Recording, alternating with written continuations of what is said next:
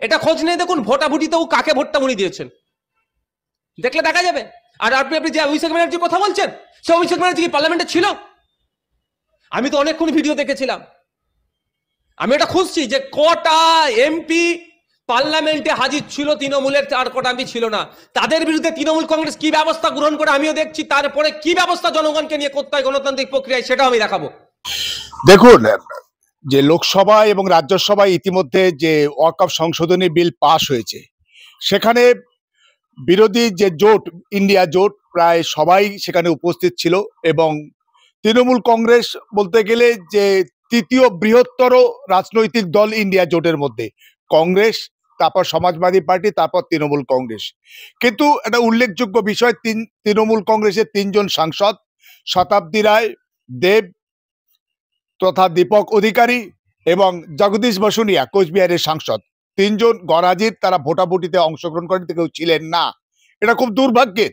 এরকম একটা গুরুত্বপূর্ণ বিষয়, গুরুত্বপূর্ণ আলোচনা এবং যে ভোটাভুটি হবে বা বিল পেশ হতে চলেছে, আলোচনা হবে, সেখানে হুইপ জারি করা হয়েছিল দলের পক্ষ থেকে। তারপরে তিনজন সাংসদ সেখানে অনুপস্থিত।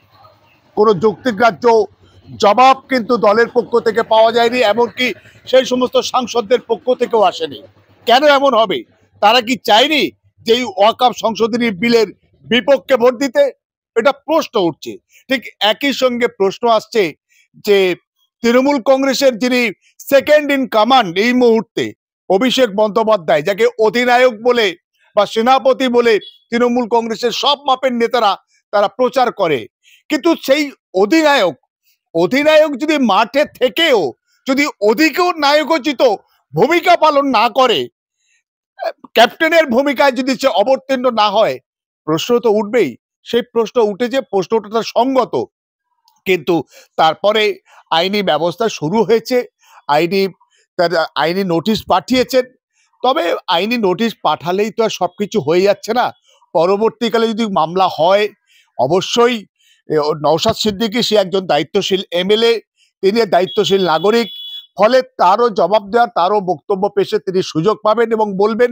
ফলে সেখানে তারা রাজনৈতিক দুই দল, বিবদমান দুই রাজনৈতিক দলের নেতা, তারা তাদের মতো করে লড়াই করুক।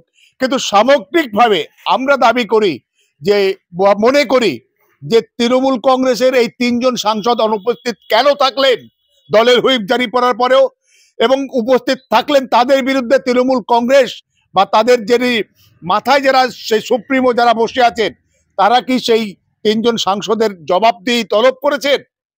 সামগ্রিকভাবে আমরা মনে করি হয়তো ওয়াকফ বিল সংশোধনী আটকাতো না, হয়তো পাশ হয়ে যেত, কিন্তু আরো 3টা ভোট তো বিপক্ষে পড়তো, সেটাও তো একটা ভালো। এবং তাছাড়া ইন্ডিয়া জোট যে শক্তিশালী আছে, মজবুত আছে, সেটাও তো প্রমাণ হতো। সামগ্রিকভাবে এটা কিন্তু একটা প্রশ্ন চিহ্ন।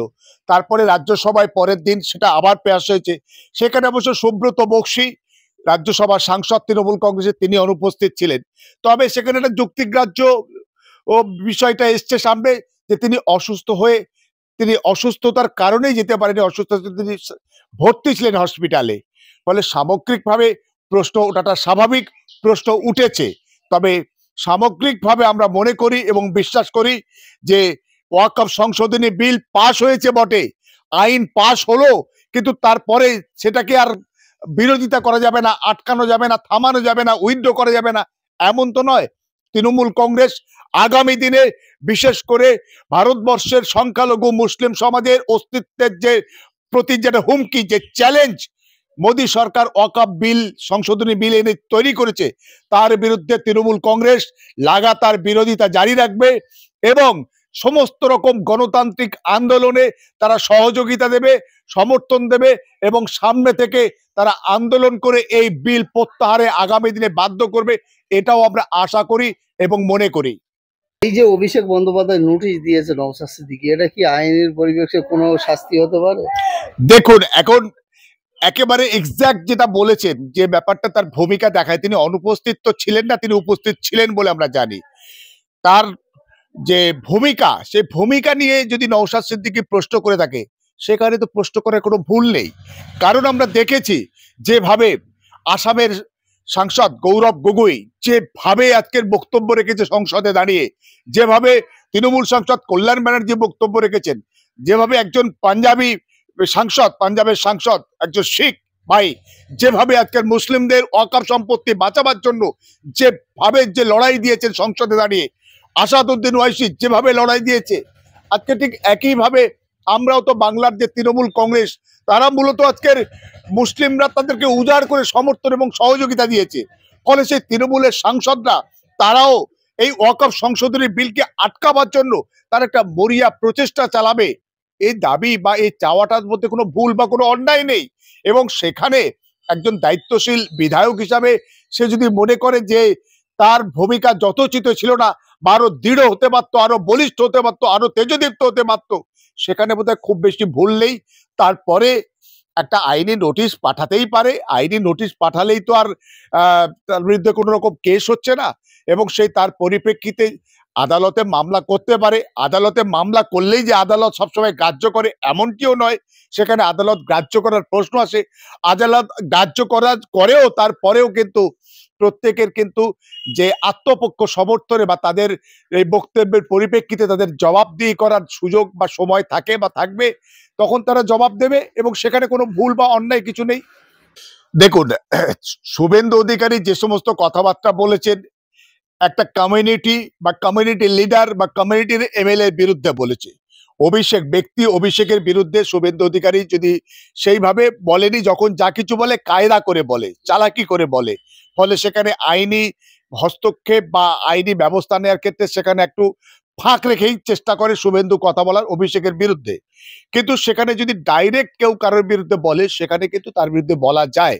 তবে এটুকুও ঠিক, সব মানে আজকের বিজেপি হচ্ছে ভয়ঙ্কর এক দানবীয় শত্রু এই মুহূর্তে বাংলার রাজনীতিতে।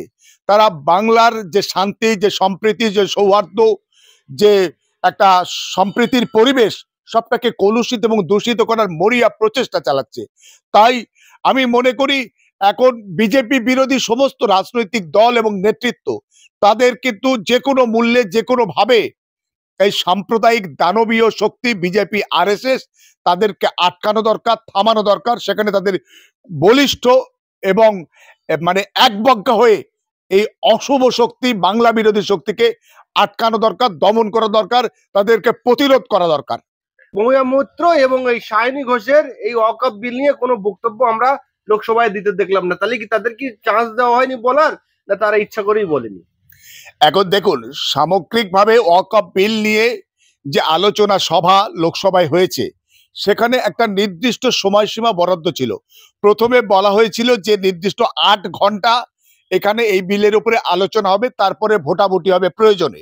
কিন্তু সেখানে 8 ঘন্টাটা পরবর্তীকালে 12 ঘন্টা পর্যন্ত এই বিষয়ে সেখানে বিভিন্ন আলাপ আলোচনা হয়েছে এবং প্রত্যেকে বক্তব্য পেশের সুযোগ পেয়েছে। কিন্তু সেখানে 543 জন সাংসদ আছেন লোকসভায়, সেখানে সবাই তো আর সেখানে বলতে বা বলার সুযোগ পাবে না।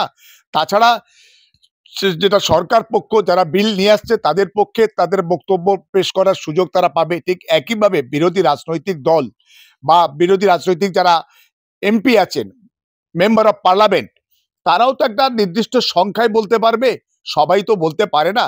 তবে সায়নী ঘোষ আমি মনে করি যে তিনি সংসদে এই প্রথমবার গিয়েছেন এবং রাজনীতিতেও নতুন, ফলে তিনি ওই পাল তুলে দিয়ে গান গাইতে পারেন, কিছু বলতে পারেন, বা লোকসভায় দাঁড়িয়ে কিছু কথা বলতে পারেন। কিন্তু সামগ্রিকভাবে আসলে ওয়াকফ বিলটা একটা একাডেমিক বিষয়, পড়াশোনা করার জানা দরকার, আইনটা বোঝা দরকার যে কি আইন ছিল, কি আইন আনছে, কি আইন হলে ভালো হতো। ফলে সেখানে সায়নী ঘোষ অতটা কম্পিটেন্ট হতো বলে মনে করি না। তবে অবশ্যই মহুয়া মৈত্র অত্যন্ত বাগ্মী এবং পোড় খাওয়া সাংসদ, তিনি মানে বিদেশে পড়াশোনা করার আর দারুণ ইংরাজি বলতে পারেন।